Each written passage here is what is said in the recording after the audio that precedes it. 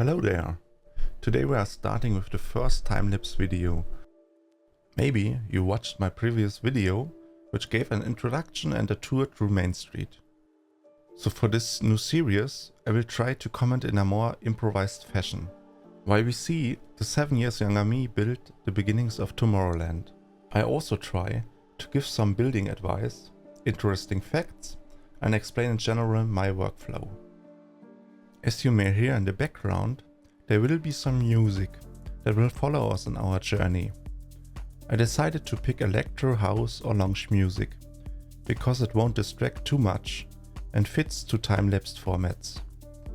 Also from time to time I stop talking, so you can enjoy the flow while you listen and watch. So as I said, let's throw away that script that I wrote earlier. So actually now I'm improvising, if you may wonder. And yeah, I mean, it's quite obvious why I wrote a script. And you may also guess already, maybe even in the previous video, you could already guess that I'm a German. And of course not a natural English speaker. So don't expect anything like that here. I hope you can excuse that. But yeah, actually what you can, let's talk actually what you see on the screen now. So what you see on the screen is actually the recording of a Twitch stream that I streamed on the early beginnings of 2017. And as you may see, it's the Main Street, it's the Plaza Cafe, and it's really the end of Main Street. And after that, of course, the natural connection to Tomorrowland. And at this point, I already streamed like, I mean, this is basically the first stream, I think.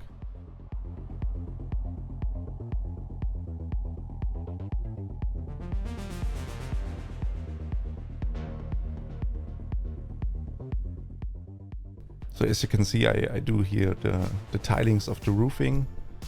And as you can see, each roof tile is actually one piece by piece. And of course this is absolutely over the top. But in Blanco there isn't really anything like that to give this proper look. And maybe you're wondering what are those railings on this grayish surface down below on the roof. Those are actually wooden columns that are just turned 45 degrees. So it gives those sharp edges, which I think it gives quite a good look. Also here you can see me doing the measurements with the ruler. So I can actually measure the angle as well of those angled roof surfaces. And I mean, those surfaces, they give the cafe actually this Victorian look. And I feel it's the most important part of this building.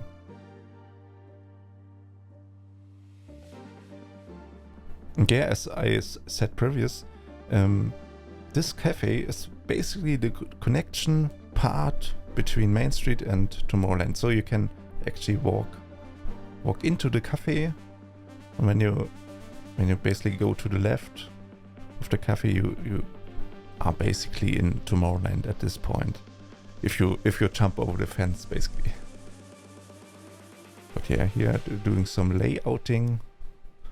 So checking with Google Maps the actual locations.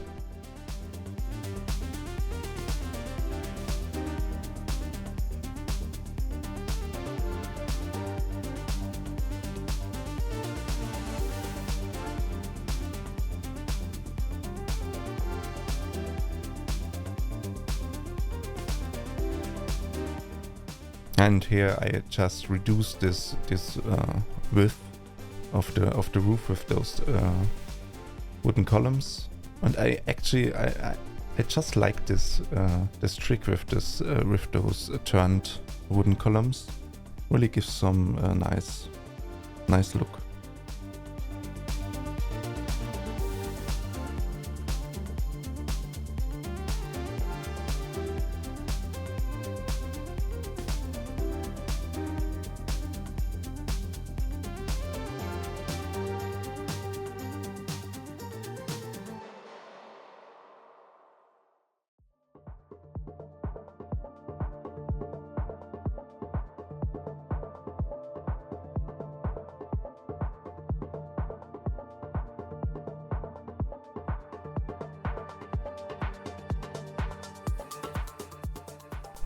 So here I adding the stairs.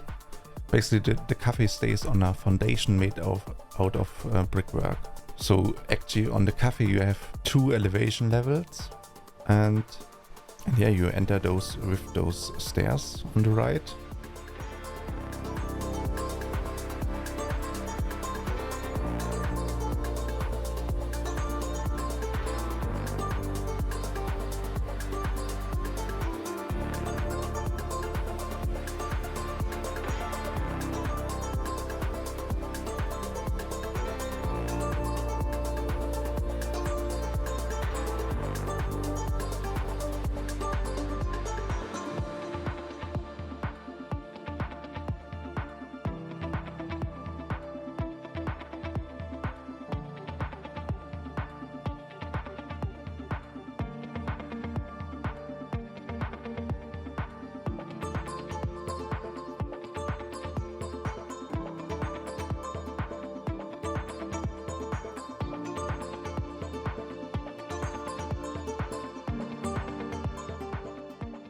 And here are starting basically this little corner. I'm not sure what it is actually, but it looks to me like a little pavilion. And it's just, I don't know, it's just a filler, I think, to cover up the otherwise empty space in this area.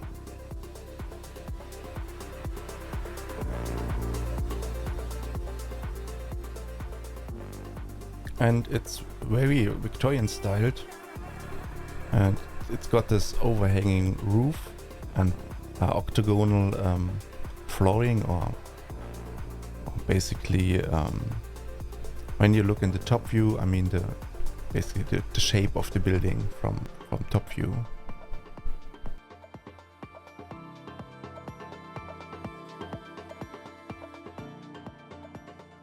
And very often you see this wooden, I think it's called small wooden bracket, yeah, I think it's called that like that. And it's the best piece, I think, in the game, because you can build everything out of it. And especially for Main Street or Victorian style buildings, really helps in that regard.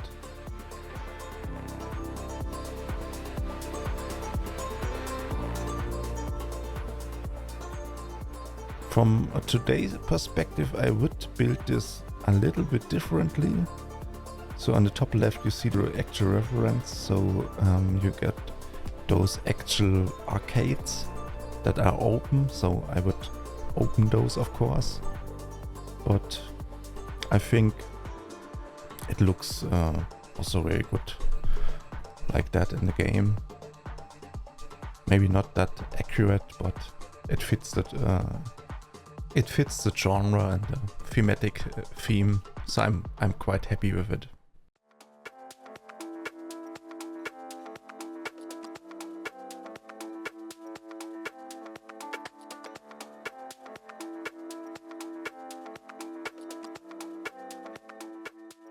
And on the bottom you can actually see the flooring of Tomorrowland, and this floor is actually made all art pieces. So they are different colors, and they are all basically copy pasted. But I think they look great for that purpose. It's maybe a little performance killer, but hey, we are already here at around 120,000 pieces already. But no worries. Actually, they are about, I think, 8,000 pieces. not at this stage, but later stages where when I did Space Mountain and basically the order buildings around Space Mountains and so on.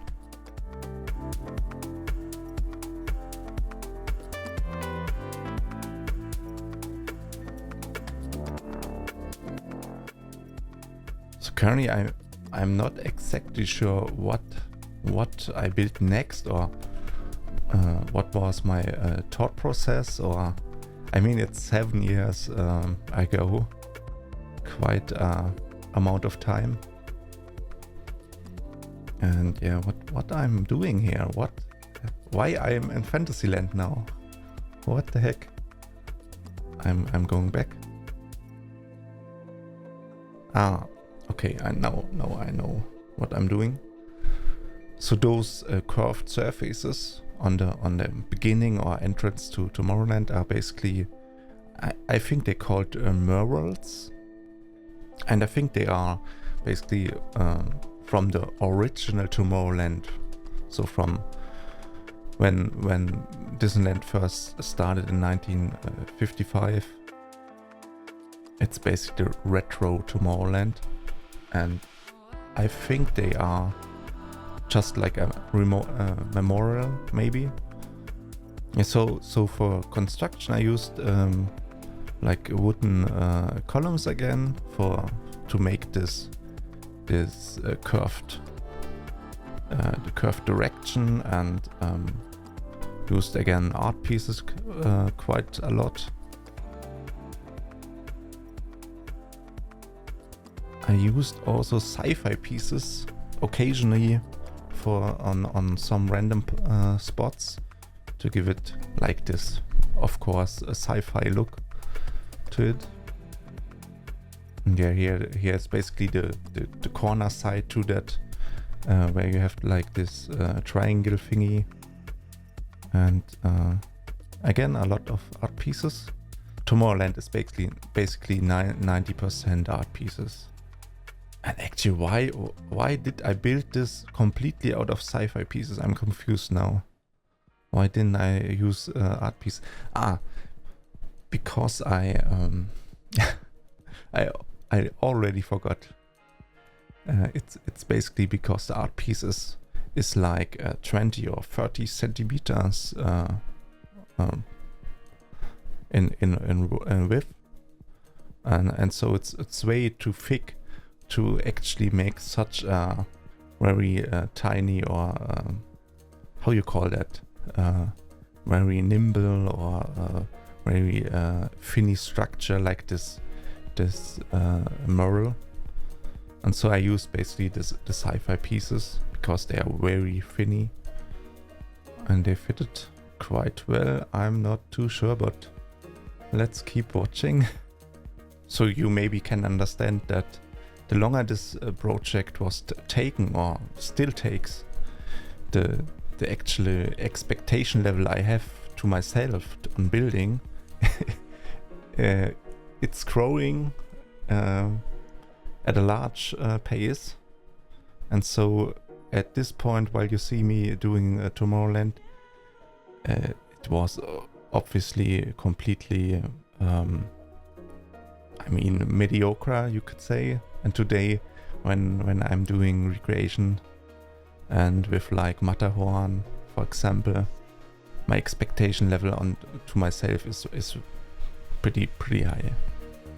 And there's obviously there are positives of that mentality, but also many downsides.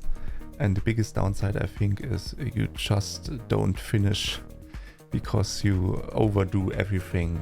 So you make everything super detailed. And that's basically the fear I have on some parts, that I look too much on the reference and try to make it exactly like it is. And you can already tell that it breaks it, because you will not finish anything. But so I try to keep the balance here.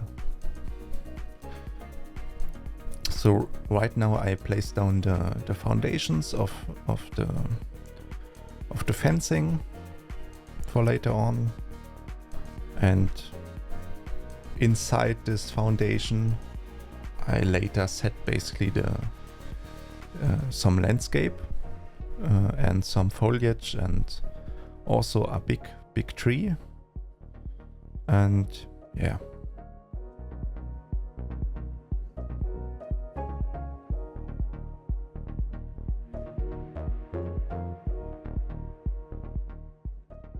Yeah, so here I'm deciding which fence I would like to take, and it's obviously this one. And this fence is basically the most used fence in my park so far, because it's very generic, and you can do great things with it, and can also use it like in the horizontal direction.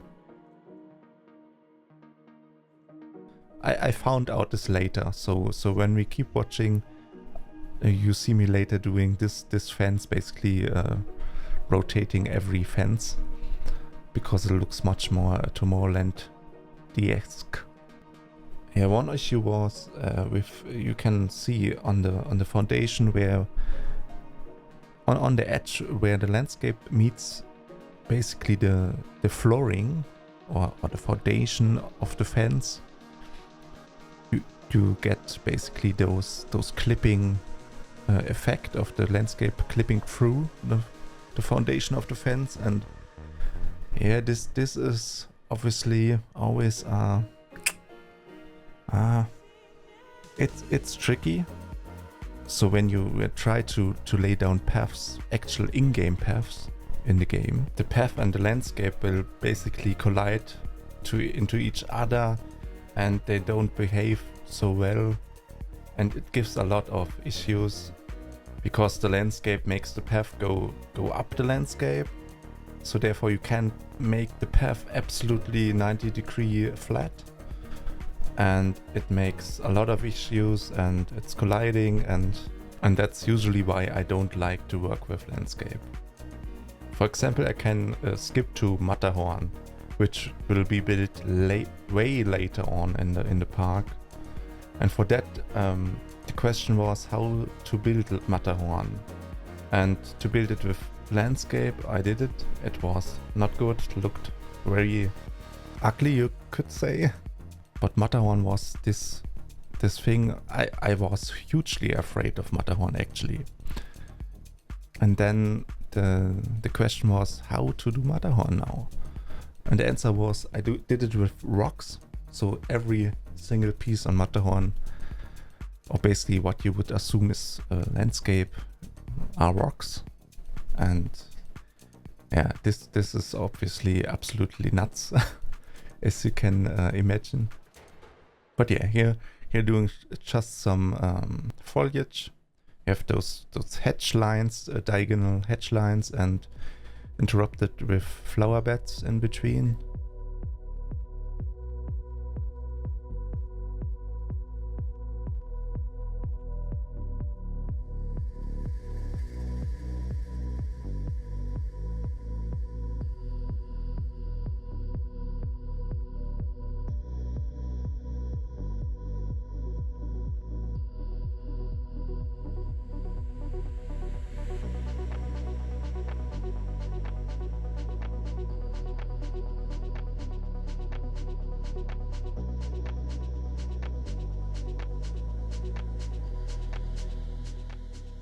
When you see the reference on the top left, it looks kinda off of the one what I did in game, and I mean there's always a little bit freedom and interpretation space where you don't have to exactly recreate it like it is.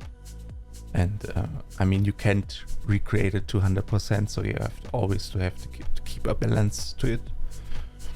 So here also those hedges on the floor, I don't think they look like that in the actual park. But I decided to just use them because in the way they look pretty nice, and yeah, and they basically form this side alley. also the following question always remains, which pieces should I use? Because there are only a limited amount of pieces in the game, and especially for hatches, basically you have only those hatches provided by the game, so you can always say, okay, the game developer don't give me enough hatches, therefore it looks bad.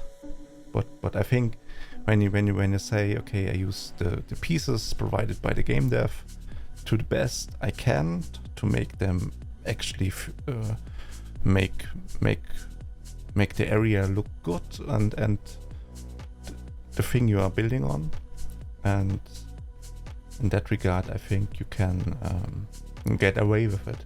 I mean, 99% of people would say, okay, it's absolutely fine, it looks okay, but you know, there's always that perfectionist in my head that says, don't look like it, make it better, make it look like the real deal.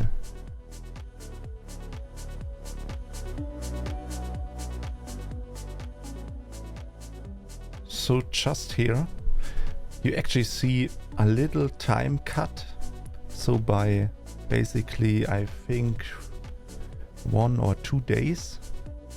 So it's basically, I looked it up, it's a second stream, and offline I did the Star Tours building, or basically the outer contour of it.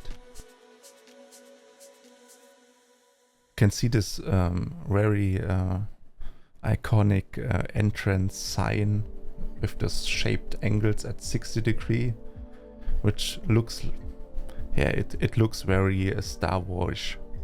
So you obviously it's from Star Wars inspired, and not only inspired, I mean it's a ride about Star Wars, right? But yeah, I think to make this sign in that form, like it is in the park, works really well with the art pieces. So right now I'm trying to figure out how to do this relatively sharp and pointy column on the corner of this building, and I figured out to use this those gemstones, because the gemstones look, when you make them white, a lot like glass, and you see on the reference image it's basically completely out of plexiglass, I think. So those gemstones do the job well.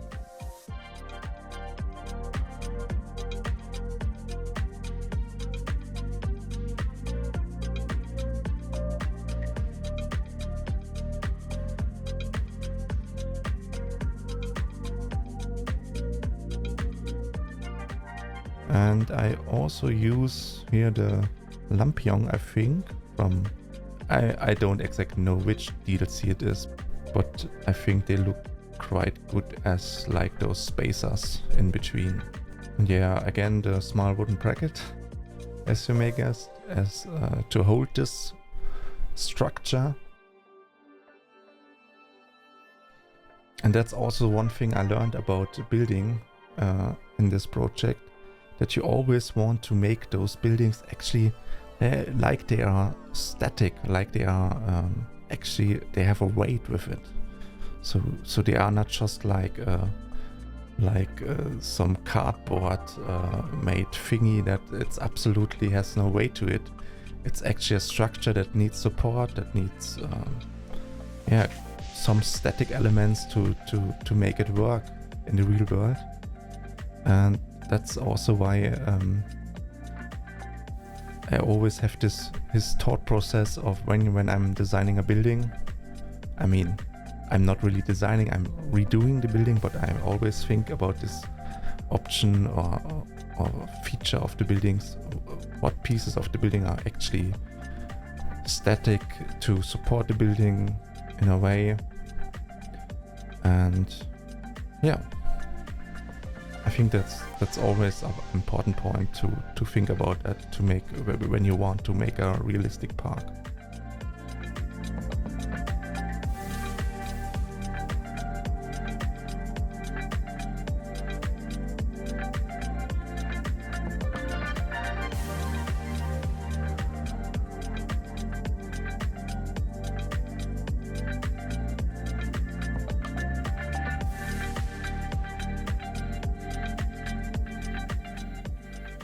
So right now I'm doing basically those straight elements you see on this building, and they gave this like this. I mean, on the reference you see like this circular shape, and from this circular shape you have like this outgoing cables or something like that. And for that I used also like in-game the cables, and they were quite good. And as you can see, again, small wooden bracket. What a surprise. I just see now I use those western tires of the wagons on actually those columns. It's actually quite funny. I have to be honest, it's actually quite some experience to look at this footage from 7 years ago. I mean, I was a whole nother person back then than now. It's quite quite a journey.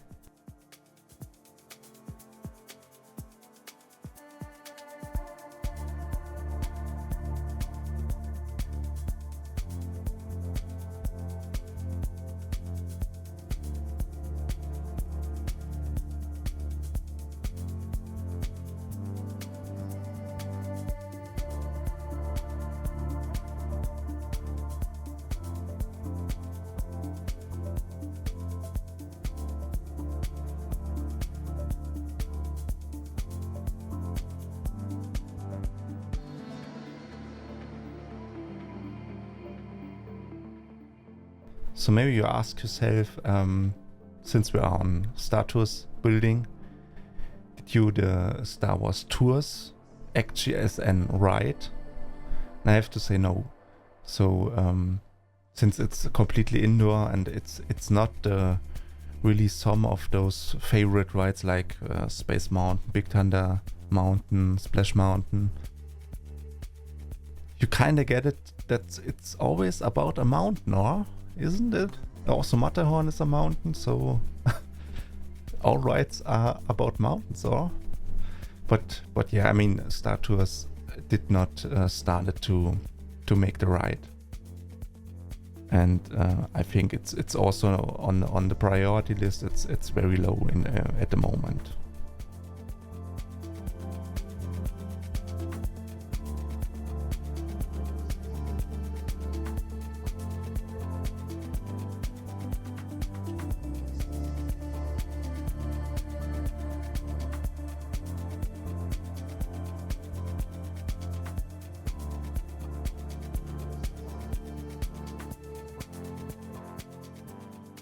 And maybe you also noticed that I'm saving the game quite often back in the day, because I was constantly in fear that the game would crash, and of course the progress would be gone. And at this point I was so happy that how far I made it.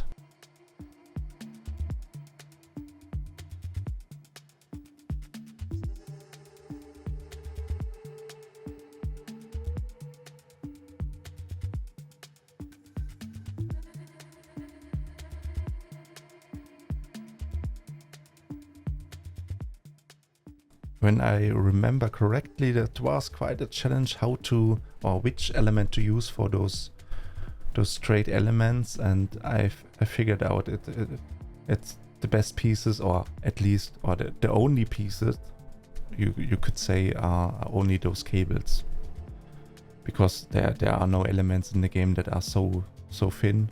So I had to trick a bit on the narrower point on the top of the building to make those connections work.